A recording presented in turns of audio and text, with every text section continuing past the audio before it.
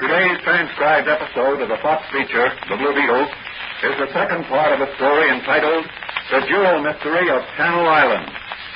Several jewel robberies have occurred at the exclusive Bon Air Hotel on Channel Island. So far, neither the robbers nor the jewels have been found. Officer Manigan and Patrolman Dan Garrett, who is really the Blue Beetle, have been assigned to the case. Shortly after their arrival at the hotel, a Mrs. Thomas, one of the guests, reports the theft of her jewel case containing a fortune in gems. While Mrs. Thomas, Mike Manigan, Groggins, the house detective, and Mr. Halstead, the hotel manager, are discussing the theft, the Blue Beetle appears and announces that the jewels are in that very room. As our story ended, the fire gong in the hotel was ringing. Groggins had dashed out of the room, and the Blue Beetle dived headfirst through the window into the sea 100 feet below. As our story opens today, a heavy thunderstorm is gradually diminishing. A short distance from the Bon Air Hotel, a figure emerges from the water.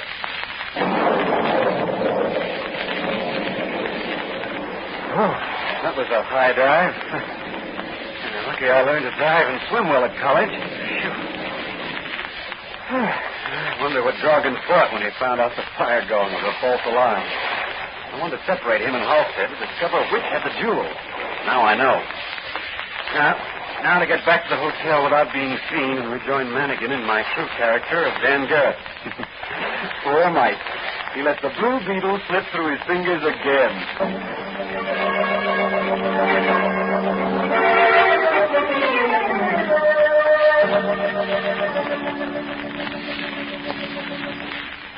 Oh, hello, Danny. Hello, Mike. Eating again? Say, where have you been? Down by the waterfront. I was looking for you. We've had a bit of excitement while you were gone. Is that so? Is that so? We've had a robbery, a false fire alarm, and I almost captured the Blue Beetle. Again? Yeah, but he slipped out of my fingers and dived to his death, the poor devil, out of Halstead's office window. Right through the window pane he dived. Say, sit down, and I'll have the waiter bring you an order of the chicken. Oh, that isn't chicken, Mike. That's squab. Squab, is it? I thought it was a baby chicken. Oh, that's a young pigeon. Pigeon? Oh, that's what all them pigeons is for, out back. Did you say pigeons out back? Sure, a big roost full of them. Say, do you know something, Danny? What, Mike? I've got me suspicions of Halstead. The manager of this hotel? Sure. I've been putting two and two together. And what's the answer? Virginia Beach. Virginia Beach? Yes. He came here from a hotel at Virginia Beach. That's right. Recommended by the owner of the hotel he used to manage. Right again. Well, now, if he could scare people away from this hotel and drop a hint or two about the beauties of Virginia Beach, he might be able to drum up a little trade for his old boss. Good reasoning, Mike. But what about the stolen jewels? Oh, he could hide them a while and later return them to the owners. Anonymously. Anonymously. Yeah, that's it. You may be right, Mike.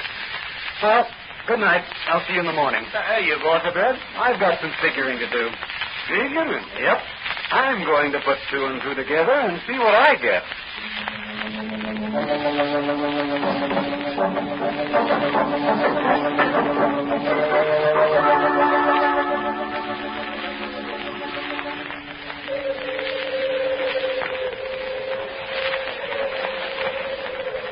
My radio locator indicates the furrows are not far away. The closer I get to the Dove Coast, the stronger the signal I get. What's that?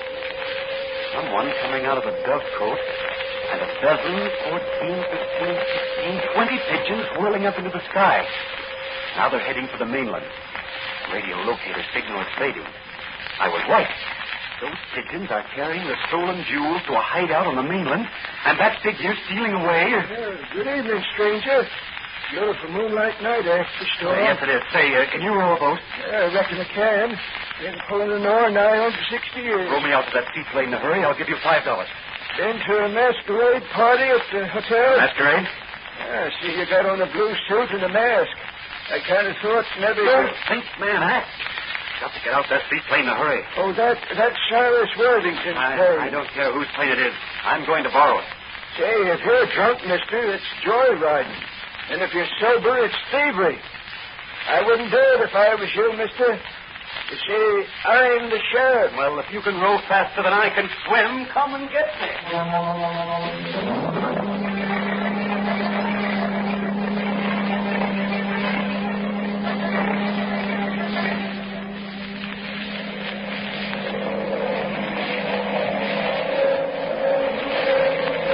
I must be taking the right direction. My radio locator is giving a stronger signal. Lucky I got a chance to handle the Thomas necklace yesterday when Halstead got it out of the safe for Mrs. Thomas. Those radioactive crystals I inserted inside the pearls leave a perfect trail. There are the pigeons silhouetted against the sky. And they're spiraling down to those woods. Now they've disappeared. I'll have to put this plane down in that cove there and trail the pigeons by daylight. By that time, the thief may have arrived to claim the jewel.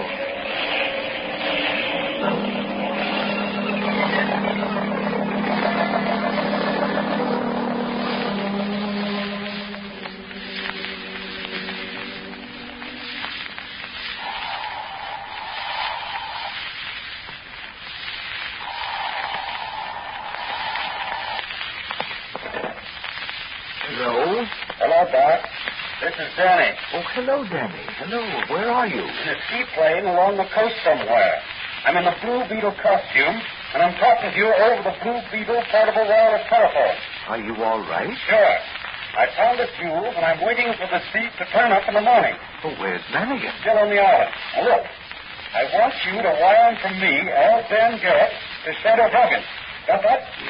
Yes, I've got it. I've got to make Mannigan believe I'll return to the mainland to follow through. Understand? Perfectly, Danny. Okay, Doc.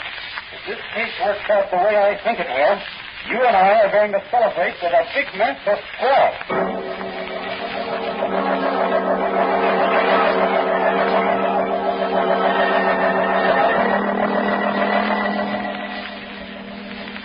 Hey, where's your partner this morning, Mannigan? Oh, he went ashore last night.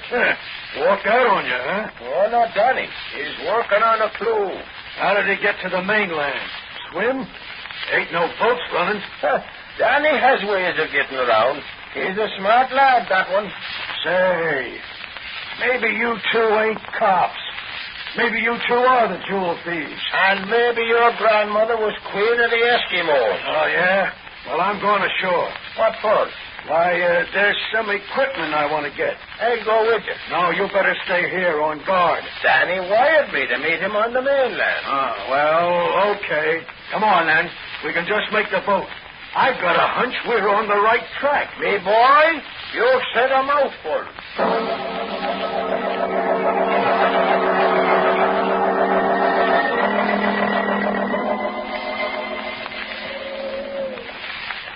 The chief ought to be here soon. Yeah. He sure made a haul this time. Ought to bring $100,000. No, not from a fence. No, we don't need a fence to sell them pearls and diamonds. Things mounted as to a necklace. You can sell them individually. Quiet. Somebody's coming. Hey, Bugsy. Yeah, it's okay, boss. How many pigeons arrived? 22. Good.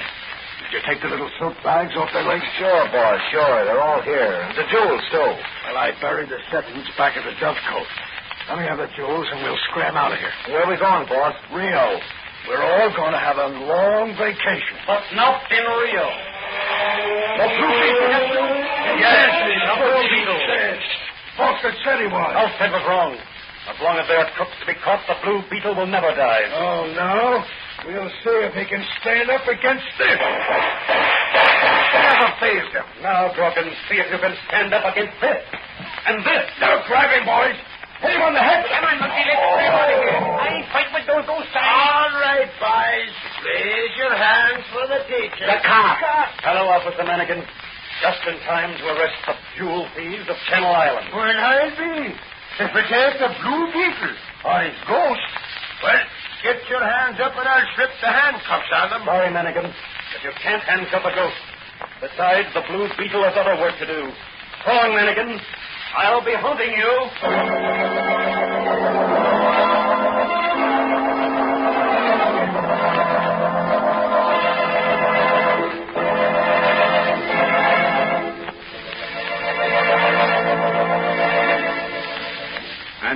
Brian Garrett, as the Blue Beetle, exposed a clever scheme and rounded up a gang of crooks, but let his partner Manigan get credit for the job. The moral of this story is, be ever on the alert. Think things through. And when success comes, let your friends share it with you. What new adventures await the Blue Beetle in his crusade against crime? What new problems will he have to solve? These questions will be answered in the next transcribed episode of The Blue Beetle.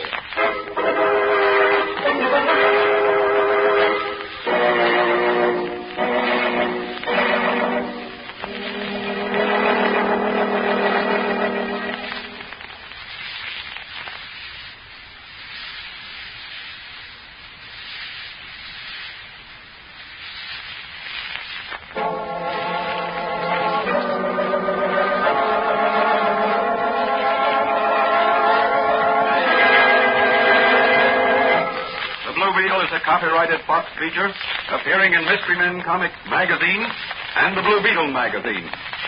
The Blue Beetle is on the air twice a week on this same station. Consult the broadcast schedule in your local newspaper. And don't forget to listen in to